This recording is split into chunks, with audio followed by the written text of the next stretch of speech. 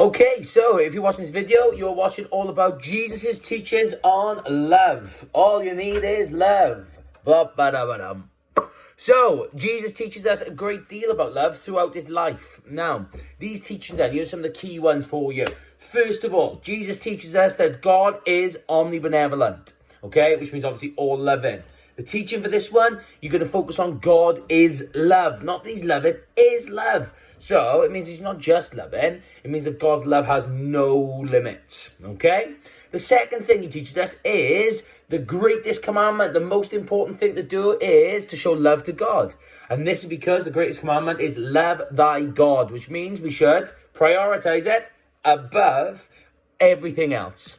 Now, the third teaching is that the second most important commandment is to love thy neighbour, which, as I've told you, is easy for me because my neighbour is gorgeous. She's 72. Now, he told us that we should love thy neighbour, okay? And by neighbour, obviously this was in reference to showing love to all people in our lives, okay? Everyone's our neighbour, which sort of leads on to the fourth answer, which is that we should show love to all people as everyone is our neighbour.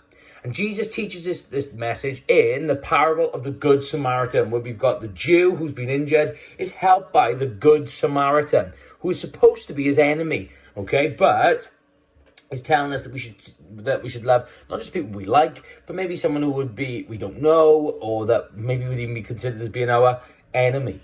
Now, the next answer is that we should prioritize showing love to those in need, okay, who really need help.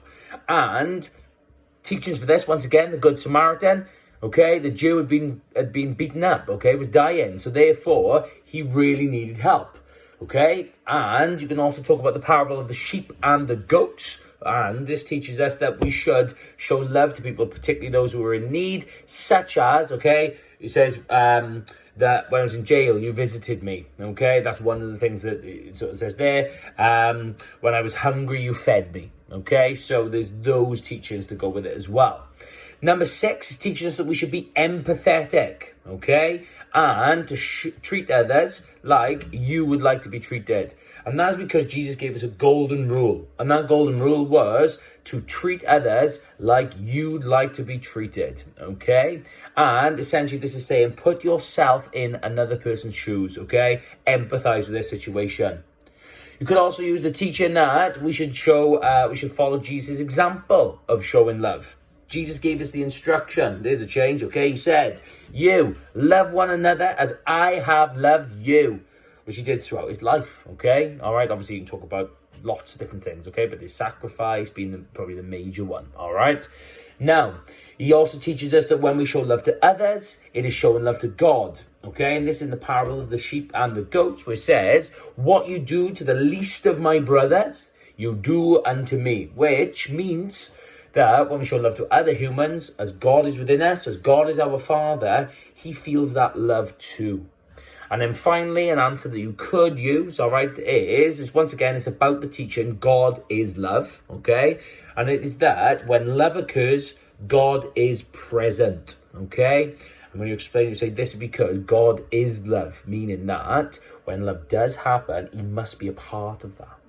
Now, if you were going on to the evaluation question, which I'm hoping lots of you will do, okay, that is going to be along the lines of whether doing Jesus' teachings on love we're able to follow them, or whether they are achievable, that sort of thing, okay, or whether they're accurate. Now, the alternative sort of side to this is that you would say that when it comes to Jesus' teaching on love, that actually, no, God, the first one, is God is not omnibenevolent.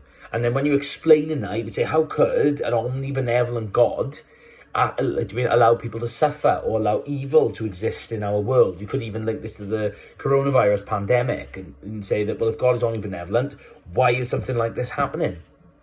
Then also at the same time, okay, that you could say that Jesus teaches on love, he's telling us to be like him. Well, we are not omnibenevolent, so it's not achievable, okay? It's hard for us to be like God, or to be like Jesus and be showing love all the time, okay?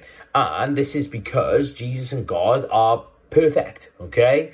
Well, we're not, so it's hard to follow his example. You could use to say that we are flawed, okay? That we have fallen, to use some of that keywords from previous topics. Another sort of thing that you could use an alternative is that it's impossible to show love to someone if they've hurt us too badly.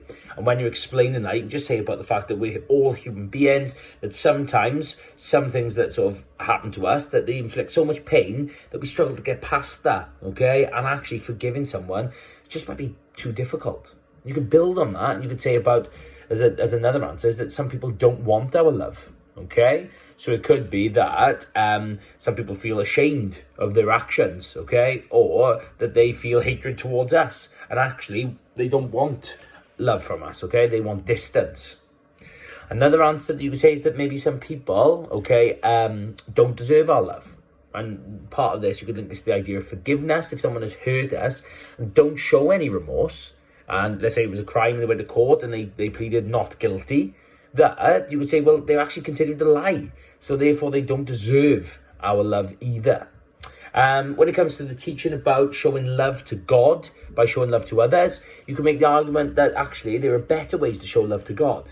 And this is because you can do things like you can worship God, it means through prayer, that you could be attending mass, those sort of things as being a better way to show love to others, okay? So that sort of summarizes the overall sort of thing with regards to Jesus' teachings on love, first of all, okay? And then about sort of like an alternative about maybe whether they're not achievable or whatever the evaluation question is going to be, whether they're achievable or whether it's that they're impossible to follow or whether they teach us everything we need to know about when it comes to showing love, all right? So there's the split for you. Thanks for watching, guys.